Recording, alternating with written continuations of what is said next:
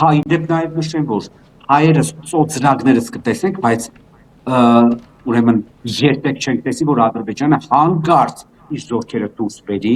Նիկոլի կառավարման տարիներին օկուպացված շատ կարևոր ռազմավարական նշանակություն ունեցող Սոտքի, Վարդենիսի հատվածից, Ղոզնավարի հատվածից, Ներքին Համբի հատվածից, Տեղ գյուղի հատվածից,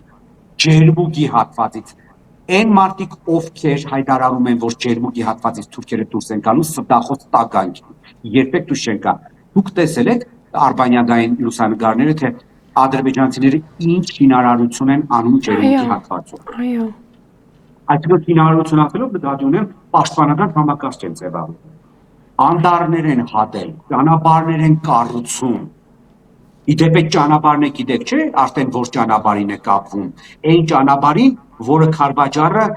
Մռավի Լեռնաշղթայի տակով 12 կիլոմետրանոց թունելով կապում է ուրեմն Գանձակին, Գյանջակ քաղաքին։ Այսինքն մարդիկ կարճ ճանապարհներ են կառուցում դեպի Ջերմուկ, որպեսզի հետագայում Ջերմուկի գրաված տարածները դարձնեն պլացդարմ Ջերմուկ քաղաքը գրավելու համար վաղնյուսով։ Այդ նույն մեր հայերը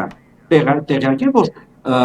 իշխանասարի վրայի դիրքերից թուրքերը ամբողջությամբ վերահսկում են Հայաստանի կենտրոնական եւ հյուսիսային շրջանները Գորիսին, Կապանին եւ Իրանին կապող այդ ճանապարհին ամբողջությամբ երբ ուզենան կփակեն այդ ճանապարհը ու ինչ որ մի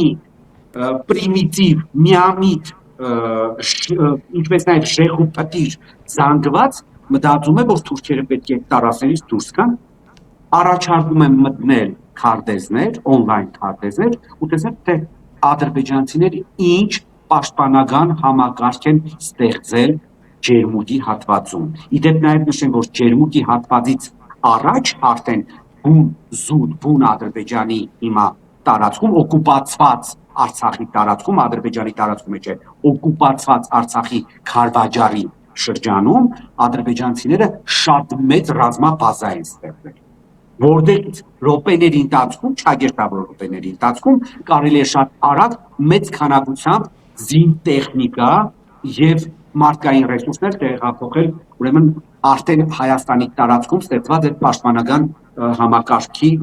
համակարգում տեղակայելու համար։